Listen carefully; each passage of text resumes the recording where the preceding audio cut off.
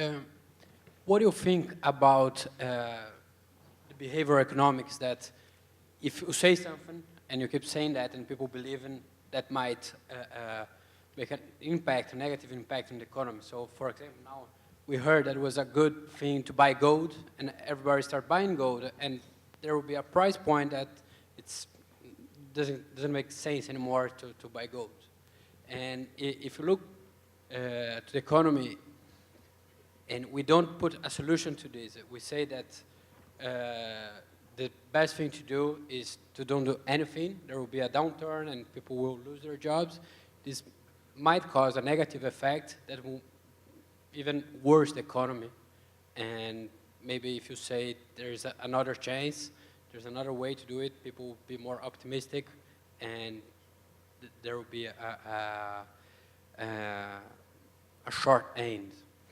And on the same way, when you see a global economy and with much more difficulties to predict than only for a country or an island, and as we talked before about the people buying dollars in US to lend in Brazil because have a much higher interest rate, and this doesn't make the same effect as Keynes would predict when he thought about that in 1929. What are those two impacts on American economy?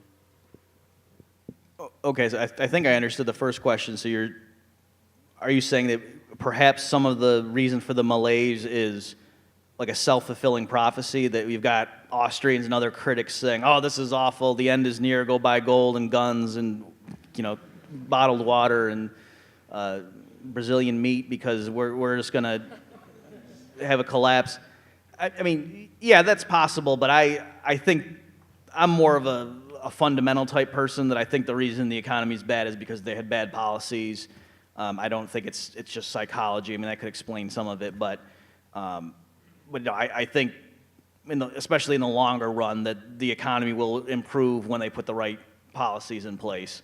And I think one of the huge areas of uncertainty right now is monetary policy. Just the fact that we're having these debates about, is the dollar going to be around in 10 years?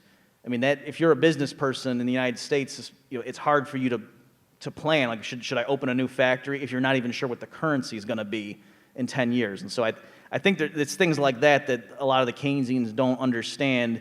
So, I mean, I guess you could describe that as psychological, that it has to do with expectations. It's not about, the tax rates this quarter. But again, in terms of making long-term investments, I mean, people are very, things have frozen up.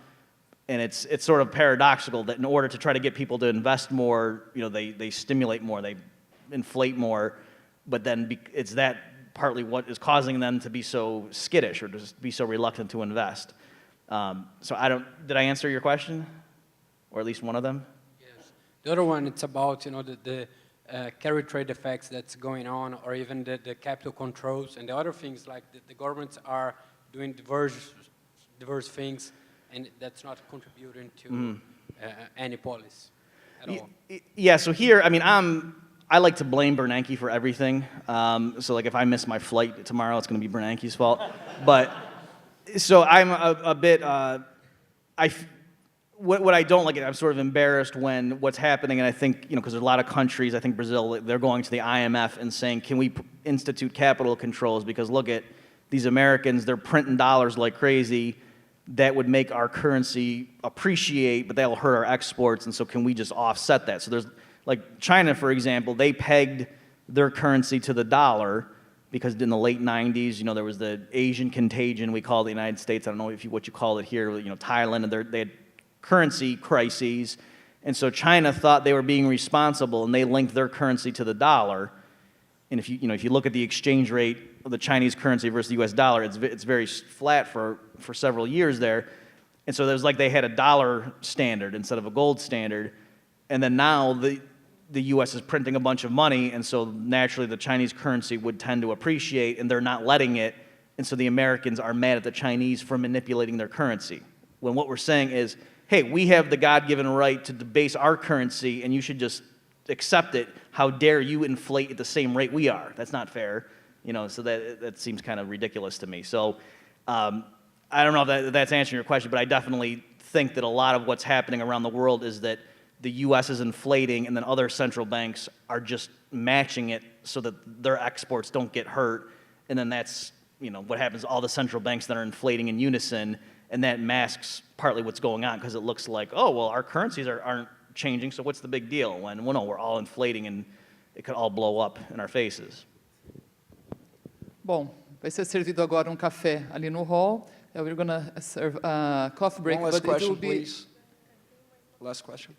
Não, desculpa, agora estourou. The coffee break will be kind of vegetarian, because don't worry, ok? Então nós convidamos e daí a gente volta para o último painel com Hans-Hermann Hoppe. Até breve, meia hora.